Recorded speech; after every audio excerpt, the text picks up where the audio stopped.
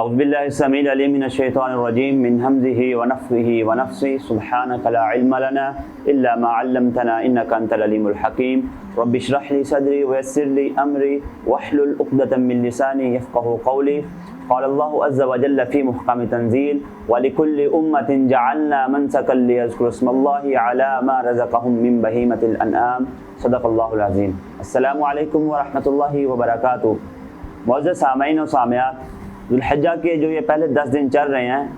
ان 10 دنوں کے اندر کیے گئے اعمال کو سال کے دوسرے 10 دنوں کے اوپر فضیلت حاصل ہے۔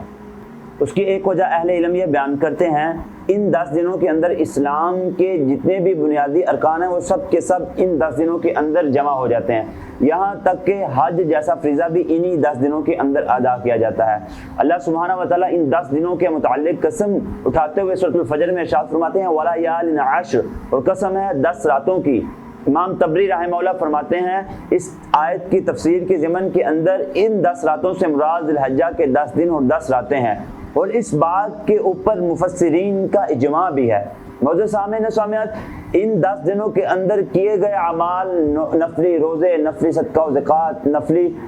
نماز، ذکر و اذکار، ذکر و تحلیل، البتہ جتنے بھی انسان نیک اعمال کرتا ہے، اللہ سبحانہ و تعالیٰ کے ان اعمال کرنے کی وجہ سے انسان اللہ سبحانہ و تعالیٰ کی رحمت اور لامتناہی مغفرت کا باعث بنتا ہے۔ اور انہی ہی ایام کے اندر ایک کیا جانے والا عالی مرتبہ جو ایک عمل ہے وہ قربانی کا ہے۔ قربانی اسلام کا ایک شعائر اور ایک اہم ترین حصہ بھی ہے۔ سیدنا ابراہیم علیہ السلام کو جب اللہ سبحانہ و تعالیٰ نے آزمایا، ایک تو جب ان کو اللہ سبحانہ و تعالیٰ نے عمر کے آخری حصے میں جا کے ان کو جب وہ بوڑھے ہو گئے اولاد دی، اب جب وہ اولاد دی، اولاد سے اتنی محبت، پھر اس اولاد کی قربانی بھی مانگ لی۔ جب اللہ سبحانہ و تعالیٰ نے ان سے سیدنا اسماعیل علیہ السلام کی قربانی مانگی تو ابراہیم علیہ السلام نے سر تسلیم کرتے ہوئے اسماعیل علیہ السلام کو اپنی انگلی سے کے ساتھ لگایا اور کھلے میدان میں چلے گئے قربانی کے لیے۔ جب چھری کو گلے کے اوپر رکھ کے چلانا شروع کیا تو اللہ سبحانہ و تعالیٰ نے اسماعیل کی جگہ جنت کا ایک مینڈا بھیج دیا۔ وہ اسماعیل علیہ السلام کے گردن پہ چھری چلنے کے بجائے اس مینڈے کی گردن پہ چھری چلی، اور اللہ سبحانہ و تعالیٰ کو اسماعیل علیہ السلام کا یہ عمل اتنا پسند آیا، اتنا محبوب لگا اللہ سبحانہ و تعالیٰ کو، اسی سنت ابراہیمی کو زندہ کرتے ہوئے ہر سال امت محمدیہ یوم النحر قربانی کے دن 10 الحجہ کے دن اپنے بکروں کی گردنوں پہ چھریاں چلاتے ہوئے سنت ابراہیم کو زندہ اور اس کو تازہ کرتے ہیں، اس کی یاد کو تازہ کرتے ہیں۔ اور اللہ سبحانہ و تعالیٰ قرآن کریم کے اندر ارشاد فرماتے ہیں وَلِكُلِّ أُمَّةٍ جَعَلْنَا مَنْسَكًا، اور ہم نے ہر امت کے لیے قربانی کو مقرر کیا لِيَذْكُرُوا اسْمَ اللَّهِ عَلَى مَا رَزَقَهُم مِّن بَهِيمَةِ الْأَنْعَامِ، تاکہ وہ ان کو عطا کردہ چپاؤں پر اللہ کا نام لے۔ سیدنا انس بن مالک رضی اللہ عنہ بیان کرتے ہیں کہ میں نے رسول اللہ صلی اللہ علیہ وسلم کو دیکھا کہ آپ نے 2 سفید رنگ کے مینڈوں لیے، ان کی گردنوں پہ اپنا پاؤں مبارک رکھ کے اللہ کا نام لے کر بسم اللہ اللہ اکبر کا نعرہ بلند کرتے ہوئے ان مینڈوں کی گردنوں پہ چھری چلائی۔ آپ نے اسی طرح 2 مینڈوں کو ذبح کیا، اور اس روایت کو امام بخاری اور امام مسلم نے اپنی صحیح کے اندر بیان کیا ہے۔ معزز سامعین و سامعات، یہ 10 ذو الحجہ کا سورج پیغام مسرت لے کر مسکراہٹوں کی کرنیں بکھیرتا ہوا طلوع ہوتا ہے۔ اس 10 ذی الحجہ کے دن امت مسلمہ 2 رکعت نماز کی ادائیگی کے بعد خطبہ عید الاضحیٰ سننے کے بعد اپنے گھروں کو واپس آتے ہیں۔ جب گھروں کو واپس آتے ہیں، فرزندان توحید گھر میں آتے ہوئے جانوروں کی لگام کو تھام کر اللہ سبحانہ و تعالیٰ کی اطاعت و فرما برداری کرتے ہوئے بسم اللہ اللہ اکبر کا نعرہ لگاتے ہوئے جانوروں کی گردنوں پہ چھریاں چلا کر سنت ابراہیم کو زندہ کر کے اس کو دوام بخشتے ہیں۔ اور یاد رکھیے گا کہ اس عمل کے پیچھے ان کی نیت خورد و نوش اور دکھلاوے کی نہیں ہوتی، بلکہ سنت ابراہیم کو زندہ کرنے اور اللہ سبحانہ و تعالیٰ کی اطاعت و فرما برداری کی ہوتی ہے۔ اور اسی کے ساتھ وہ سنت ابراہیمی کو زندہ کرتے ہیں جس کے ساتھ یہ اسلام کا یہ ایک شعار بھی ہے، اور اسی کے ساتھ ان کی محبت اسلام کے ساتھ واضح بھی ہوتی ہے۔ اور اہل علم کا اس بات کے اوپر اجماع ہے کہ 10 ذو الحجہ کے دن فجر طلوع ہونے سے پہلے قربانی کے جانور کو ذبح نہیں کیا جا سکتا۔ اور امام غزالی رحمہ اللہ فرماتے ہیں الضحایا من الشعائر والسنن، یوم النحر کے دن قربانی کرنا یہ اسلام کے شعار اور سنن میں سے ہے اور سنتوں میں سے ہے۔ اور علامہ ابن قدامہ رحمہ اللہ بیان کرتے ہیں اجمع المسلمون علی مشروعیت الاضحیۃ، کہ یوم الاضحیٰ کے دن نحر کرنا یہ مشروعیت ہے، اس کے اوپر امت مسلمہ کا اس بات کے اوپر اجماع ہے۔ معزز سامعین و سامعات، یاد رکھیے گا کہ جب قربانی کا دن آتا ہے، ہر سال یوم النحر کا دن آتا ہے، 10 ذی الحجہ کا دن آتا ہے، تو ٹی وی کے اوپر بیٹھے ہوئے آپ کو اپنے آپ کو سو کالڈ کہنے والے، مسلمانوں کے ہمدرد کہنے والے یہ باتیں کہتے ہوئے سننے کو ملیں گے۔ ہر سال اس دن لوگ اتنی جانوں کا نذرانہ پیش کرتے ہیں، خون بہاتے ہیں، کیوں؟ اگر آپ نے اسلام کا ہی کام کرنا ہے، جو لوگ مظلوم ہیں، جو لوگ غریب ہیں، جو لوگ مستحق ہیں، آپ ان کو دیں۔ کسی وبا کے نام پہ آ کے یا کہیں گے مسلمانوں کی بچوں کی شادی کریں، کوئی نہ کوئی نام لے کے کہیں گے آپ ان پہ اتنے پیسہ کیوں ضائع کرتے ہیں؟ آپ نے اگر نیکی کا کام ہی کرنا ہے، آپ مسلمانوں کے یہ کام کیوں نہ کریں؟ حالانکہ جب لوگ اور یہ لوگ بہت مسلمانوں کے ہمدرد بن رہے ہوتے ہیں، اور جب ہیپی نیو ایئر کی رات آتی ہے، اس رات کتنا پیسہ لگتا ہے، تب انہیں یہ بات نہیں یاد آتی۔ 25 دسمبر کے موقع کے اوپر کتنا پیسہ لگتا ہے وہ انہیں یاد نہیں آتا۔ اس کے علاوہ دیگر جتنی بھی تقریبات ہیں ان کے اوپر جب یہ پیسے لگتے ہیں اس وقت ان کو بالکل بھی یاد نہیں آتا۔ جب بھی یوم النحر کا دن قریب ہوتا ہے، قربانی کا دن قریب ہوتا ہے، تو ایسے لوگ ہیں ہمیں باتیں کرنے کو بہت ملتے ہیں کہ آپ اتنے پیسہ کیوں ضائع کرتے ہیں؟ اگر آپ نے اتنا خون بھرا ہے، آپ مسلمانوں کی ویسے مدد کر دیں، جو بچیاں گھروں پہ بیٹھی ہوئی ہیں آپ ان کی شادی کر دیں۔ تو یاد رکھیے گا معزز سامعین و سامعات، یہ قربانی کرنا یہ قرب الہی کا ایک بہترین ذریعہ ہے، اور یہ خون بہا کر ہی ممکن ہو سکتا ہے۔ اور یاد رکھیے گا اس بات کے اوپر بھی اہل علم کا اجماع ہے کہ قربانی والے دن قربانی کرنے کے بجائے اس کی قیمت ادا کرنا یہ بالکل بھی صحیح عمل نہیں ہے، اور یہ کفایت بھی نہیں کرے گا کہ آپ کہیں میں قربانی نہیں کرتا، میں اس کے عوض اتنے پیسے میں غریبوں میں تقسیم یا اس سے زیادہ میں غریبوں میں پیسے تقسیم کر سکتا ہوں، لیکن یاد رکھیے گا بالکل بھی یہ کفایت نہیں کرے گا۔ قربانی اسلام کا ایک اہم شعار اور اللہ سبحانہ و تعالیٰ کی محبت اور شکر کا ایک نرالا انداز بھی ہے، اور قربانی کرنا یہ اللہ سبحانہ و تعالیٰ کا حق بھی ہے، اور جو لوگ اللہ کے حقوق کا خیال رکھتے ہیں اللہ سبحانہ و تعالیٰ ان سے محبت کرتے ہیں۔ سیدنا ابو ہریرہ رضی اللہ عنہ بیان کرتے ہیں کہ رسول اللہ صلی اللہ علیہ وسلم نے فرمایا کہ جب اللہ تعالیٰ فرماتے ہیں میرا بندہ میرا قرب حاصل کرنے کے لیے نوافل کو ادا کرتا ہے، جب وہ نوافل کو ادا کرتا ہے تو میں اس سے محبت کرتا ہوں، اور پھر جب میں اپنے بندے سے محبت کرتا ہوں تو میں اس کا کان بن جاتا ہوں جس کان سے وہ سنتا ہے، میں اس کی آنکھ بن جاتا ہوں جس آنکھ سے وہ دیکھتا ہے، میں اس کا ہاتھ بن جاتا ہوں جس ہاتھ سے وہ پکڑتا ہے، میں اس کا پاؤں بن جاتا ہوں جس پاؤں سے وہ چلتا ہے، یہاں تک کہ میرا بندہ جو کچھ بھی مجھ سے مانگتا ہے میں اس کو عطا کرتا ہوں۔ میرا بندہ مجھ سے پناہ مانگتا ہے تو میں اپنے بندے کو پناہ بھی دیتا ہوں۔ معزز سامعین و سامعات، اس طرح انسان جب نوافل کو اور سنن کو ادا کرتا ہے، اس سے انسان اللہ سبحانہ و تعالیٰ کا قرب حاصل کرتا ہے، اللہ سبحانہ و تعالیٰ کے نزدیک ہوتا ہے، اور یہ قربانی کرنا بھی اسی سنتوں میں سے ایک سنت ہے جس کو ہر سال امت مسلمہ زندہ اور اجاگر کرتی ہیں۔ موجود سامعین و سامعات، یہاں ان آیات اور ان حدیث سے ہمیں پتہ چلتا ہے کہ دین اسلام کے اندر قربانی کی کتنی اہمیت ہے، اور قربانی کے متعلق چند احکام و مسائل کا جاننا ہر مسلمان کے لیے لازمی اور ضروری ہے۔ قربانی کے لیے جو سب سے پہلی بات کہ قربانی کے جو جانور ہو وہ اس کی عمر کیا ہو۔ رسول اللہ صلی اللہ علیہ وسلم نے فرمایا، سیدنا جابر بن عبداللہ بیان کرتے ہیں کہ لا تذبحوا الا مسنہ، کہ رسول اللہ صلی اللہ علیہ وسلم نے فرمایا دوندہ جانور ہی ذبح کرو، اگر تنگی کی صورت ہو تو اس سے بڑا جانور بھی کیا جا سکتا ہے۔ حافظ نبی رحمہ اللہ فرماتے ہیں کہ مسنہ سے مراد گائے، اونٹ، بکری، ان میں سے دوندے یا اس سے بڑے کی عمر کو مسنہ کہتے ہیں، لیکن سیدنا علی بن ابی طالب رضی اللہ عنہ بیان کرتے ہیں جب آپ قربانی کا جانور ذبح کریں، اگر وہ دوندہ یا اس سے بڑا ہو تو اس کو خوب فربا کریں، جب آپ اس کو کھلائیں تو اچھا کھلائیں۔ حضرت علی رضی اللہ عنہ کے اس قول سے ہمیں پتہ چلتا ہے کہ جانور قربانی کے جانور کے اندر دوندہ بھی کیا جا سکتا ہے، اس سے بڑا بھی کیا جا سکتا ہے، لیکن آپ کی جو فرسٹ پریورٹی ہونی چاہیے وہ آپ دوندے جانور کو ہی دیں، پہلے آپ دوندہ تلاش کریں، اگر دوندہ نہیں ملتا تو اس صورت کے اندر کھیرا بھی کیا جا سکتا ہے، جو دوندے سے بڑا ہوتا ہے اسے بھی کیا جا سکتا ہے۔ لیکن ہمارے معاشرے کے اندر جو لوگ پریورٹی بھی اسی چیز کو دیتے ہیں کہ ہم دوندہ جانور ہی کریں، دوندہ جانور کی تلاش کے لیے کرتے ہوئے ہمارے ہاں کچھ لوگ ایسے بھی کرتے ہیں ناعاقبت اندیش لوگ کہ اپنا جانور ابھی ان کا دوندہ نہیں ہوا ہوتا، عمر سے پہلے ہی وہ ان کے دانت توڑ دیتے ہیں خود۔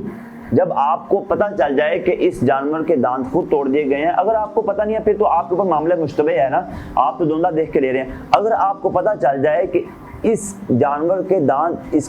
کا مالک تھا اس نے خود توڑے ہیں تو اس صورت کے اندر وہ جانور نہیں ہوگا۔ اسی بات کے اوپر ہی اہل علم کا اجماع ہے۔ اور اسی طرح قربانی کے مسائل میں سے ایک اہم مسائل شراکت داری کا بھی ہے۔ یاد رکھیے گا بکرا، بکری، دمبا، ان سب کے اوپر شراکت ان کے اندر شراکت بالکل بھی جائز نہیں، بلکہ امام نووی رحمہ اللہ فرماتے ہیں ان سب جانوروں کا نام لینے کے بعد کہ ان کے اوپر اہل علم کا اجماع ہے کہ ان جانوروں کے اندر بکری ہو، بکرا ہو، دمبا ہو، بھیڑ ہو، ان کے اوپر شراکت کی نہیں جا سکتی، اس جانور کو فرد واحد کی طرف سے ہی کیا جائے گا۔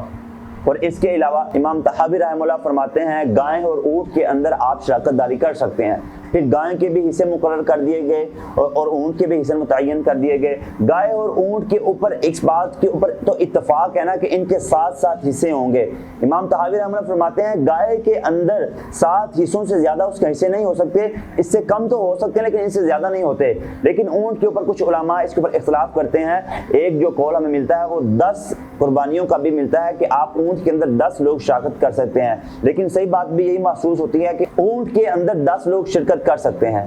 سیدنا عبداللہ بن جابر رضی اللہ عنہ بیان کرتے ہیں کہ جب ہم حدیبیہ والے ساتھ رسول اللہ صلی اللہ علیہ وسلم کے ساتھ تھے تو یوم النحر کا دن آ گیا، قربانی کا دن آ پہنچا، تو اس دن پھر ہم نے گائے اور اونٹ کیے اور پھر ہم نے ان کے اندر 7 حصے ڈالے، یعنی 7 لوگوں کی طرف سے قربانی کی۔ اس کے اوپر اہل علم لکھتے ہیں اگر جو ہدی کا جانور ہوگا، اونٹ ہوگا، جو حج کے حاجی لوگ جاتے ہیں، اگر وہ اونٹ کو ذبح کریں، حاجی لوگ 7 لوگ مل کے ہی ایک اونٹ کو ذبح کر سکتے ہیں، لیکن گائے کے اندر بھی 7 لوگ مل کے کر سکتے ہیں، شراکت داری کے اندر کی جا سکتی ہے۔ گائے اور اونٹ کے اندر لوگ شراکت کرتے ہیں، بیل ہو گیا، گائے ہو گیا، اس کی جنس کے جتنی بھی قسمیں ہوگی وہ اس کے اندر جا کے شراکت داری کرتے ہیں۔ اسی طرح ہر سال ایک مسئلے کا ہمیں سامنا کرنا پڑتا ہے جو کہ ہر سال سننے کو ملتا ہے اور اس کے اوپر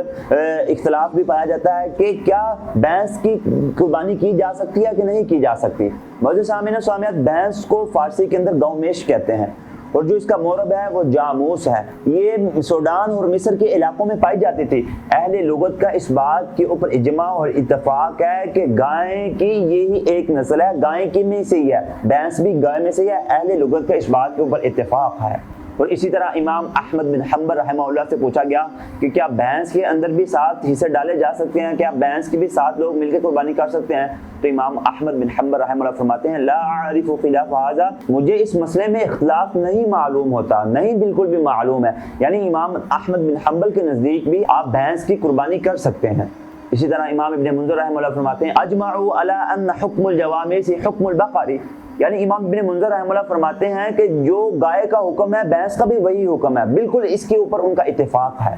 اور امام ابن قدامہ کا بھی یہی قول ہے، وہ بھی یہی کہتے ہیں کہ جو بھینس ہے وہ گائے کی ہی طرح ہے۔ شیخ الاسلام ابن تیمیہ رحمہ اللہ فرماتے ہیں جو بھینس ہے وہ گائے کی طرح ہے، اور امام ابن منذر رحمہ اللہ نے اس کے اوپر اجماع کو بھی نقل کیا ہے۔ یعنی ان سب دلائل کی روشنی میں ہمیں یہ پتہ چلتا ہے کہ جس طرح آپ گائے کو عید کے لیے قربانی کے لیے ذبح کرتے ہیں، اسی طرح بھینس بھی کی جا سکتی ہے۔ اہل علم کی ایک کثیر تعداد ہے جو اس بات کے اوپر متفق ہیں کہ آپ بھینس کو بھی ذبح کر سکتے ہیں، جو حکم گائے کا ہوگا وہی حکم بھینس کا ہوگا۔ پھر معزز سامعین و سامعات،